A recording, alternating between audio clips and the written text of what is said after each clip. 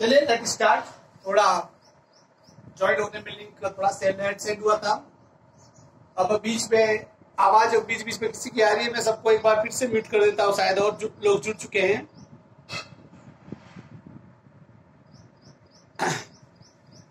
आज journey to the end of the earth का आज लास्ट दिन है, लास्ट मैसेज है, और उसके साथ मैंने यहाँ पर कुछ इंपॉर्टेंट 7-8 क्वेश्चन लिख दिए जो पूरे इस लेसन का जो अपने आप में पूरा सार होगा उसे थोड़ा अपन एक्सप्लेन भी कर देंगे। आज फोकस होगा इन क्वेश्चन को एक्सप्लेन करने ताकि आप अपनी मर्जी से घर पे भी से कर सको। अब याद करना है, क्या करना है, whatever it be your issue, रटना है या याद करना है आप जानो। अब यहाँ पर देखिए माय एंटार्क्टिका से लगा के लास्ट तक, आज के इसमें कुछ खास है नहीं, क्योंकि पहले जितनी टेक्निकल चीज थी, चाहे ग्लोबल वार्मिंग हो, चाहे मेल्टिंग ग्लेशियर हो, चाहे स्टेज ऑफ द अंटार्कटिका हो, या what is the contribution past future and present of Antarctica, इन सभी के बारे में पहले हमने पढ़ लिया था। यहाँ पर कुछ बीच बीच में फैक्ट आएंगे, हम थोड़ा उसके ऊपर ध्यान देंगे। My Antarctica experience was full of such epiphanies, epiphanies का मतलब प्रबल भावना के क्षण, बहुत ज्यादा सोचता हूं। But the best occurred just short of the Antarctica circle at 65.55 degree south. क्या कह रहा है देखिए, my Antarctica experience was full of such epiphanies. पूरा जो अंटार्कटिका का जो मेरा सफर था, राइटर कह रही है, पूरा जो मेरा सफर था वो प्रबल भावनाओं के क्षण में डूबा हुआ था। अर्थात कि अब अंटार्कटिका में आप जाओ और वहां कदम रखो और हर दृश्य जो सामने आता है उससे आप अछूते नहीं रह सकते हो। It's very impossible to go on Antarctica and not be affected by itself. So परंतु यहाँ पर एक चीज ने जो लेखिका थी उसे बहुत ज्यादा अट्रैक्ट किया था। देखिए, but the best occurred just short of the Antarctica circle of 65.55 degree south. अर्थात कि अंटार्कटिका के साउथ पे 65.55 देशांतर अक्षांश पर कुल जगह पर देशांतर पर सॉरी देशांतर की डिग्री है 65.55 डिग्री साउथ में। वहां पर एक घटना क्या घटी देखिए, the Sokolski had managed the wedge का मतलब गुस्ता। क्योंकि अंटार्कटिका में कोई भी ऐसा जहाज नहीं जा सकता है जो सिर्फ पानी पे चल सकता है, क्योंकि अंटार्कटिका में महासागर तो है और महासागर से ज्यादा बर्फ है। जहां पर बर्फ की 1 किलोमीटर की मोटी परत जमी हुई है वहां तो कोई जा ही नहीं सकता है। परंतु स्टार्ट में क्या है कि सागर है, और सागर और फिर धीरे धीरे जैसे आगे बढ़ते जो बर्फ की परतें होती है और मोटी होती रहती है, एक निश्चित सीमा तक तो कुछ ऐसे जहाज जो बर्फ की परत को काटते हुए अंदर जाते हैं। तो जो सोकाल्स्की जहाज ऐसा था जो बर्फ की परतों को काट कर घुस सकता था। Sokolski had managed the wedge herself into a thick white stretch of ice between the peninsula, peninsula का मतलब प्रायद्वीप होता है, समझा देता हूं वैसे, पेनिनसुला एंड टेडपोल आइलैंड की जो उनका सोकाल्स्की जो जहाज था वो पेनिनसुला जो प्रायद्वीप है, पेनिनसुला का मतलब होता है प्रायद्वीप। देखिए, एक तो होता है आइलैंड और एक होता है पेनिनसुला। आइलैंड का मतलब होता है द्वीप, धरती का वो टुकड़ा जो चारों तरफ से वाटर से सराउंडिंग घिरा हुआ उसे द्वीप कहते हैं। पर प्रायद्वीप का मतलब होता है धरती का वो टुकड़ा जो सागर से 3 तरफ से घिरा हुआ हो। जैसे कि भारत को एशिया महाद्वीप का प्रायद्वीप कहा जाता है क्योंकि हम 3 तरफ से पानी से घिरे हुए। तो प्रायद्वीप और एक वहां पर एक अंटार्कटिका में एक जगह है, उस आइलैंड का नाम है टेडपोल आइलैंड। उसके बीच में उनका जहाज फंस गया था मतलब वो अंदर चला तो गया था पर आगे नहीं जा पाया, क्योंकि उसके बाद बर्फ की मोटी परत थी जिसे वो शायद काट नहीं पाया होगा, which was preventing us from going further, और वो चीजें उस जहाज को आगे जाने से रोक रही थी। The captain decided we were going turn around का मतलब वापस जाना, और जब जहाज का कैप्टन था उस कैप्टन ने डिसाइड किया कि हम वापस मुड़ जाए, मतलब वापस की ओर चले, एंड हेड बैक नॉर्थ की तरफ। बट बिफोर वी डिड, पर इसके पहले कि हम ऐसा करते हैं, we were instructed to climb down. Instructed का मतलब निर्देश देना। हमें क्या निर्देश दिए गए? क्लाइंब डाउन, नीचे उतरने के, जहाज से नीचे उतरने के। The gang plank, gang plank का मतलब होता है कि जहाज से जो नीचे उतरने के लिए जो लकड़ी का जो पटिया लगाया जाता है, उस पटिया के ऊपर से लोग सीधे तो कूद नहीं सकते हैं, और हम लोग यदि गए हो तो सीधे कूद भी जाते हैं, परंतु वो समझदार लोग गए होंगे तो जो पटिया होता है जो जहाज से उतरने के लिए धरती से जुड़ता है, उस पटिया से होते हुए वो नीचे उतरे and walk on the ocean, और वो सागर के ऊपर चलने लगे। ये सागर के ऊपर चला, सागर के ऊपर तो कोई चल नहीं सकते। पर अंटार्कटिका में जब जहाज घुसता है तो बर्फ की मोटी परत होती है। आपने देखा होगा कि जब जम्मू कश्मीर में डल झील जम जाती है और बहुत मोटी बर्फ की परत जम जाती है, तो उस डल झील के ऊपर हम क्रिकेट भी खेल सकते हैं। ऊपर जमी हुई बर्फ होती है, मोटी परत होती है, और नीचे लहराता हुआ पानी होता है। तो यहाँ पर भी यही हुआ। तो and walk on the ocean, और हम सागर के ऊपर चलने लगे। So there we were all 52 of us, और जो हम लगभग जो 52 लोग वहां पर थे, कीटेड आउट इन जॉर्टेक्स एंड ग्लेयर्स। ग्लेयर्स का मतलब, ग्लेयर का मतलब होता है चमक, और कीटेड आउट का मतलब होता है कि अंटार्कटिका में यदि उतरना है तो आपको एक तो प्रॉपरली गणवेश में उतरना पड़ेगा।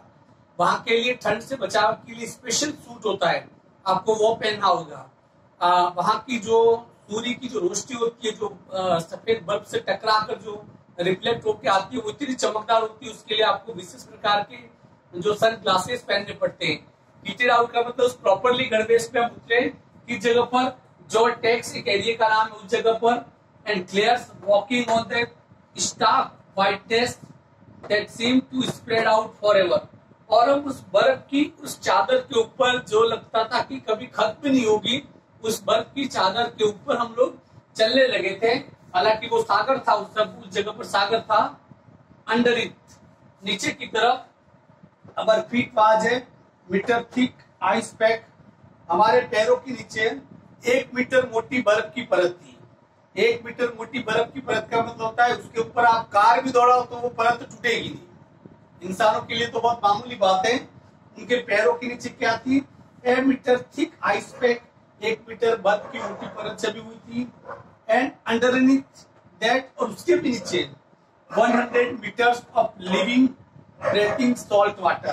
तो इस 1 मीटर मोटी परत के नीचे 180 मीटर की गहराई तक, मतलब लगभग 550 फीट तक जो बर्फ, उसके नीचे बर्फ की परत के नीचे जो सागर का पानी था, सांस लेता हुआ पानी, मतलब कि लहराता हुआ पानी था, और 550 फीट की गहराई तक सागर का वो पानी था।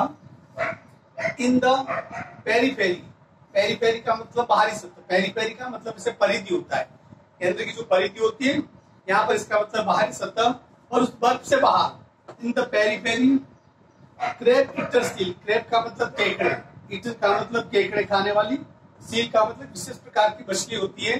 मैंने आपको 2 प्रकार के फोटो भेजे थे, एक तो मैंने पेंगुइन का भेजा था और एक सील मछली, जिसकी चमड़ी, ऊपर की चमड़ी बहुत मोटी होती है, और जो बर्फीली जगह पे वो सील मछली पाई जाती है। तो उस बर्फ के बाहर की तरफ क्या दिखाई दिया उन्हें? In the periphery crab eater seals were stretching, कि उस बर्फ की सतह के ऊपर वहां पर जो विशेष प्रकार की केकड़े खाने वाली जो सील मछलियां है, वो लंबी होकर उस बर्फ के ऊपर लेटी हुई थी। एंड सनिंग, सनिंग का मतलब सूर्य की रोशनी का सेवन कर रही थी, क्योंकि ठंड बहुत ज्यादा होती है और सागर का पानी बहुत ही ठंडा होता है। तो वो जो सील मछलियां होती है वो क्या करती है कि शिकार करने के लिए सागर के अंदर हो जाती है, और शिकार करके वापस लौट जाती है, क्योंकि सागर के ठंडे पानी से बचाव के लिए शरीर का ठंडा पड़ जाता है। तो धूप सेकने के लिए वापस वो बर्फ की सतह पे आती है। तो वो जो केकड़े खाने वाली मछलियां थी वो बर्फ की सतह पर आराम से लेटी हुई थी, पर स्ट्रेचिंग एंड सनिंग, और सूर्य का जो धूप होती है उसका सेवन कर रही थी। themselves on ice floes, किसके ऊपर? बर्फ की तैरती चादरों के ऊपर वो आराम कर रही थी। मच लाइक स्ट्रे, स्ट्रे का मतलब जो आवारा कुत्ते होते हैं। और वो जो केकड़े खाने वाली जो सील मछलियां थी वो कैसे दिखाई दे रही थी? आराम से सभी लंबी होकर बर्फ की परतों के ऊपर वो आराम कर रही, तो उन्हें देख के ये लगा, ये क्वेश्चन बन सकता है कि सील मछलियों की तुलना किससे की गई? वो मछलियां कैसे दिखाई दे रही थी? Much like stray dogs will do under the shade of a banyan tree, कि किसी बरगद के पेड़ के नीचे जो आवारा कुत्ते होते हैं और गर्मियों के दिनों में आराम से एक साथ लंबे पैर करके फैल के सो रहे होते हैं, ठीक इसी प्रकार वो केकड़े खाने वाली सील मछलियां होती है, तो बर्फ के ऊपर जो धूप का सेवन कर रही थी वो ठीक उन आवारा कुत्तों की तरह दिखाई दे रही थी, जो कि किसी बरगद के पेड़ के नीचे आराम से फैलकर सोते हैं। It was nothing short of A relevance, ये कोई एक बहुत बड़ा रहस्योद्घाटन नहीं था। एवरीथिंग डज इंडीड कनेक्ट, वाकई सब कुछ यहाँ कनेक्ट है, सब एक दूसरे से अंतर संबंधित है। देखिए, चाहे धरती पे रहने वाला जीवन हो, चाहे पानी में रहने वाला जीवन हो, चाहे अंटार्कटिका की बर्फ की मोटी परतों के ऊपर रहने वाला जीवन हो, देखा जाए तो कहीं न कहीं एक दूसरे से कनेक्टेड है। इसके पीछे सबसे बड़ी वजह ये कि हम सभी लोगों का जो मूल स्रोत है, जहां से हम पैदा हुए, वो स्रोत हमारा एक है। हम आज अलग अलग देश कहते हैं, 200 देश, अलग अलग प्रकार की नस्लें, काले हैं, गोरे हैं, लंबे हैं, टिंगने, अलग अलग टाइप के जो लोग होते हैं, अलग अलग मुल्क के लोग होते हैं, पर सबके डीएनए को यदि जांचा जाए तो उनके डीएनए में एक विशेष प्रकार की साम्यता मिलती है, एक समानता मिलती है। कारण क्या है कि हमारी जो उत्पत्ति है वो सभी की एक ही जगह से है। आगे लास्ट इसका क्लाइमेक्स इस लेसन का 9 time zone, 6 state point, 3 bodies of water and the many ecosphere later, कि ये पहले मैं बता चुका हूं कि 9 समय सीमाओं को पार करके, 6 चेक पॉइंट, तो 6 सीमाओं को पार करके, 3 प्रकार के अलग अलग प्रकार के जल पारिस्थिति को पार करके, एंड मेनी इकोस्फीयर लेटर, और अनेक प्रकार की पारिस्थितिकी तंत्रों को हम पार करके, I was still wondering about the beauty of balance in play on our planet, कि ये सब देखने के बाद, इतना सब पार करने के बाद भी मैं बहुत ही आश्चर्यचकित थी कि हमारे इस प्लेनेट पे, धरती पर, किस प्रकार से जो प्राकृतिक सुंदरता के बीच में संतुलन कायम है। देखिए, प्रकृति हमेशा बैलेंस में जीती है। कुदरत की एक आदत होती है, जैसे हम लोग अतियों पे जीते हैं या इस पार या उस पार, जो नेचर है, जो कुदरत है, वो अति पे नहीं जीती है, वो बिल्कुल बैलेंस पे। हम तराजू के पलड़ों की तरह एक बार हम लोग इधर झुक जाते हैं, एक बार इधर झुक जाते हैं, परंतु जो कुदरत होती है वो हमेशा बैलेंस बना के चलती है। आपने देखा होगा कि जंगल में, जैसे देखिए, जहां बहुत सारे हिरण होते हैं तो एक शेर भी होता है, because that is the symbol of the balancing the nature. ये कुदरत का बैलेंस है। क्यों? अब आप कहोगे कि इतने खूबसूरत जीव ये हिरण है, तो उनको मारने के लिए शेर ही क्यों बनाया? शेर इसलिए बनाया क्योंकि वो शेर नहीं होगा तो आने वाले समय में हिरण आपस में एक दूसरे को मार देंगे। क्यों? क्योंकि हिरणों की संख्या बहुत ज्यादा बढ़ती जाएगी, और बहुत ज्यादा बढ़ेगी तो वहां खाने के संसाधन कम पड़ जाएंगे, संसाधन कम पड़ेंगे तो वो एक दूसरे से लड़ेंगे। इसलिए उनके बीच में एक शेर है। शेर क्या काम करता है? इस प्रकृति को प्रकृति के बैलेंस के लिए। चूहे बहुत ज्यादा होंगे तो सांप भी होंगे, आप सांप को मार के चूहों को बचाओगे तो चूहे संख्या में बहुत ज्यादा हो जाएंगे, इसलिए सांप को मारना भी एक प्रकार से गुनाह है। बिकॉज क्यों? क्योंकि कुदरत के बीच में इन्होंने एक बैलेंस को बना रखा है। तो उस बैलेंस को देखकर लेखिका कह रही कि मुझे बहुत आश्चर्य था। How would it be if Antarctica, ये बहुत इंपॉर्टेंट है, ध्यान रखना, 4 लाइनें। How would it be if Antarctica were to become the place that it once used to be? Will we be around to see it, or would we have gone the way of the dinosaur, mammoths and woolly rhinos? क्या कहना, देखिए, how would it be if Antarctica were to become the place that it once used to be? यदि कैसा होगा? Antarctica एक समय ऐसा था कि जब वो बहुत ही गर्म था। अंटार्कटिका जो आज है वैसे नहीं है। आपको बता दूं मैं, अंटार्कटिका ठीक उतना ही गर्म था जितना की प्रकृति के दूसरे हिस्से, पर जैसे जैसे गोंडवाना लैंड धीरे धीरे अलग होता गया, और अलग होने के बाद एक ऐसी सर्कमपोलर, एक ऐसी जल धारा, ठंडे महासागर की जो ठंडे पानी की जल धारा जब अंटार्कटिका के चारों तरफ जो चक्कर लगाने लगी, तो अंटार्कटिका क्या हो गया? जमकर लाखों साल में एक प्रकार से पूरी तरह से बर्फ से वो जम गया। और ये क्या कह रहा है, देखिए, how would it be if Antarctica, मुझे देखने देना साहब, मेरे को लाइन इसमें मिस तो नहीं कर रहा, मैंने लिखने से तो नहीं रही, मैं चेक कर लेता हूँ बुक में। और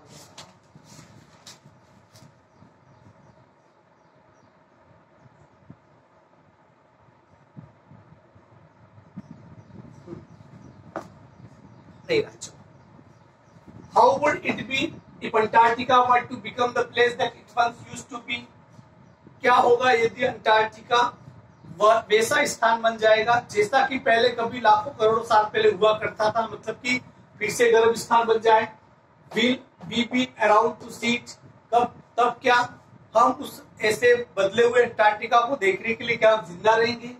और would we have gone the way of the dinosaur mammoth and the woolly rhinos, या फिर हम जो इस धरती पे जो पहले विशाल प्रजातियां डायनासोर, जो स्तनप्रायी जितने भी जानवर हैं, और वुली राइनोस का मतलब होता है कि रोएदार जिनके शरीर के ऊपर बहुत बड़े बड़े बाल हुआ करते थे, उस प्रकार से गेंडे धरती पे रहते थे, क्या उस तरह हम भी गॉन वे, मतलब कि हम भी क्या खत्म हो जाएंगे?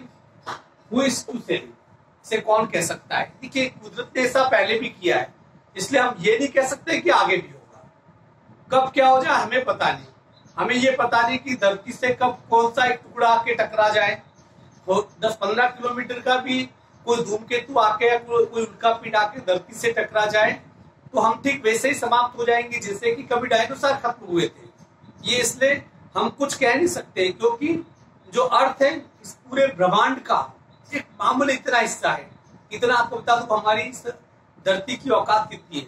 फुटबॉल का बहुत बड़ा मैदान आपने देखा होगा, उस पूरे फुटबॉल के मैदान को आप ब्रह्मांड मान सकते हैं। और उसके बीच में कहीं एक हमने सुई से एक पिन लगा दो, एक नॉक लगा दो, बस सुई यदि एक बार काट दो, वो सुई जितना छेद करेगी वो छेद ही पृथ्वी है, और बाकी पूरा फुटबॉल का मैदान अपने आप में ब्रह्मांड है। तो आप सोच लीजिए ब्रह्मांड के सामने हमारी कोई स्थिति नहीं है। ब्रह्मांड में कब क्या हो सकता है हम नहीं कह सकते, क्योंकि जब डायनासोर इस धरती पे रह रहे थे करोड़ों साल पहले, तो उन्हें कभी पता नहीं था कि कितना कोई टुकड़ा आके हमसे टकराएगा और हमेशा हमेशा के लिए डायनासोर का अस्तित्व तो खत्म कर देगा। इसलिए हम ये कह नहीं सकते, विश टू से कौन ही कह सकता है।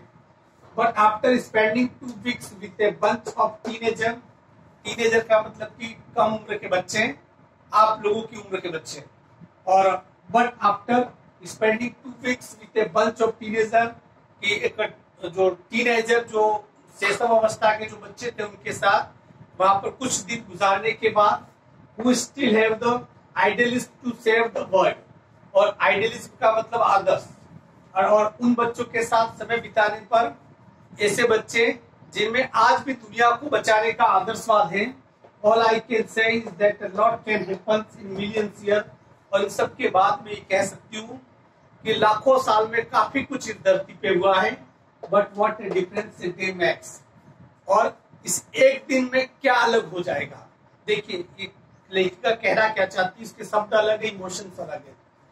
अर्थात कि जब हमारे सामने सवाल ये आता है कि लाखों, जैसे मैंने बार बार कहा है कि लाखों साल में ऐसा हुआ, करोड़ों साल में ऐसा हुआ, this is the A part of A processing. ये एक प्रोसेस होता है जो अचानक नहीं होता है, एक क्षण में नहीं होता है, साल में नहीं होगा, 1000 साल में नहीं होगा, लाखों करोड़ों साल में होता है, पर होता जरूर है।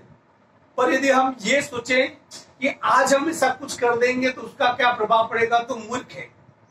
क्योंकि आज से 1 लाख साल बाद जो घटना घटने वाली है, ये समझिए कि वो घटना हमारे आज का परिणाम ही होगी। यदि 150 साल पहले इंसान ये नहीं सोचता कि आने वाले समय में धरती को रहने के लायक रखें, और 150 साल में वो गलतियां नहीं करता जो इंसान ने की, तो आज हमारे सामने ग्लोबल वार्मिंग का खतरा नहीं होता। और हम लोग भी यदि अभी नहीं जगे और इसी प्रकार से 100-150 साल तक चलता रहा, तो जिस ग्लोबल वार्मिंग की हम बात कर रहे हैं वो ठीक, वो उसकी दस्तक तो हमें बहुत पहले ही सुनाई पड़ रही है, और वो बिल्कुल होगा।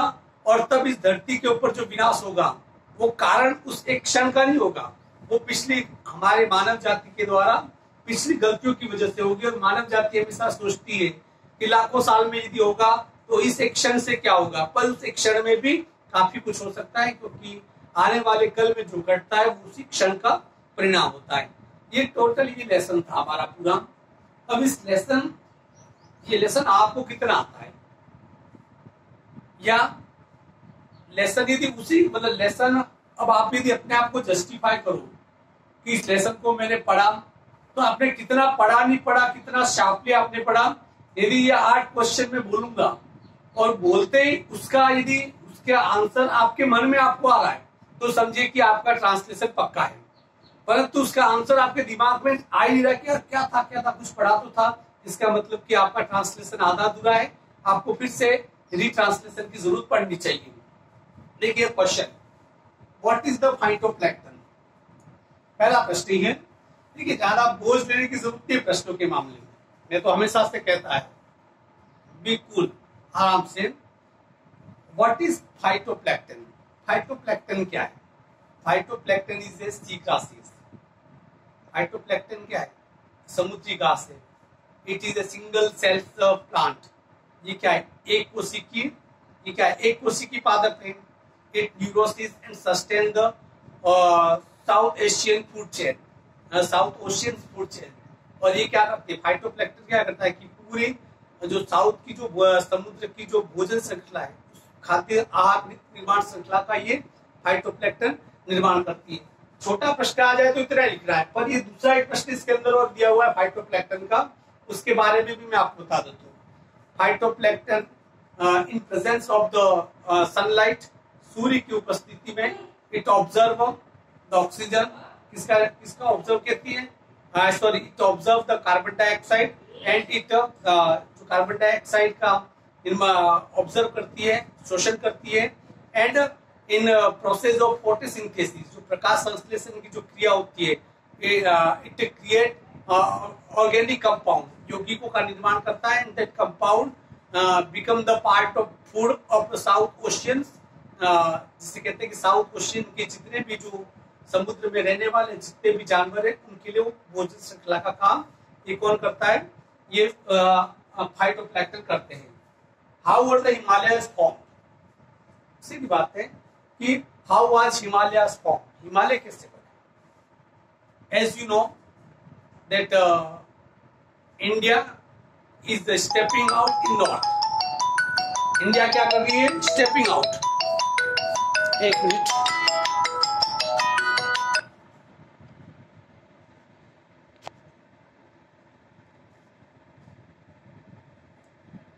हाँ, एज यू नो कि India is going forward in north, Bharat क्या जा रहा है, कहां पर जा रहा है, नॉर्थ की तरफ जा रहा है। And it jam with the China Asian plates, और जो एशियन प्लेट है उससे क्या हो गया, वो भारत क्या हो गया, जाम हो गया। And it where is it jam, it recreate buckles, उससे सलवटें पैदा हुई, और वो जो उभरा हुआ भाग क्या है, दैट इज द हिमालय। और increasing the height of Himalaya is increasing yet, अभी भी हिमालय की ऊंचाई बढ़ रही है, because in 1 year India goes away 50 centimetre, कितने सेंटीमीटर वापस ऊपर की तरफ जा रहा है, वो 15 सेंटीमीटर तक इंडिया अभी भी खिसक रहा है। इसलिए हम ये कह सकते हैं कि हिमालय की ऊंचाई जितनी आज आने वाले कल में होगी तो संभव नहीं, इससे अलग भी हो सकती है। What does the author compare crab eater seal? अभी मैंने बताया था कि ऑथर crab eater seal, केकड़े खाने वाली मछलियों की तुलना किससे कर रहा है। The author is comparing the crab eater seal with the stray dogs. किससे कर रहा है, stray dogs who sleep under the banyan tree in summer. Sorry, in Why is the phytoplankton necessary for the survival of biodiversity in Antarctica? ये मैंने आपको बता दिया है, फाइटोप्लैंक्टन किस प्रकार से भोजन श्रृंखला को नियंत्रित करता है। What was the author's first reaction to reaching Antarctica and why? कि ऑथर ने जब अंटार्कटिका में पहुंचा तो उसका सबसे पहला रिएक्शन क्या था, वो पिंग पोंग बॉल का, ये याद रखना। When he saw first time of Antarctica, he thought that he was going on a big ping pong ball, एक बड़ी टेनिस बॉल की तरफ वो उसे दिखाई दिया। There was everywhere the stage of the white snow, और चारों तरफ उसने देखा तो बर्फ का विस्तार ही विस्तार था। There there was a complete silence, there is no science of any human marks, वहां पर किसी भी मानवीय निशान के वहां पर मानवीय निशान के कोई चिन्ह भी वहां पर नजर नहीं आ रहे थे। व्हाट वाज द अंटार्कटिका, ये बहुत स्पष्ट पे जोड़ दिया, ये लगभग 2-3 साल में एक बार जरूर आता है घुमा फिरा कर। Antarctica is the right place to study human race past, sorry ये गलत इसमें लिखी, पास्ट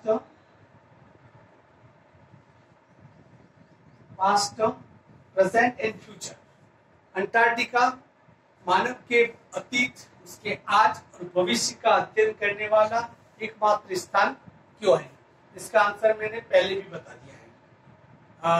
बिकॉज देखिए there is a lot of sign in Antarctica, we can think that how were been past.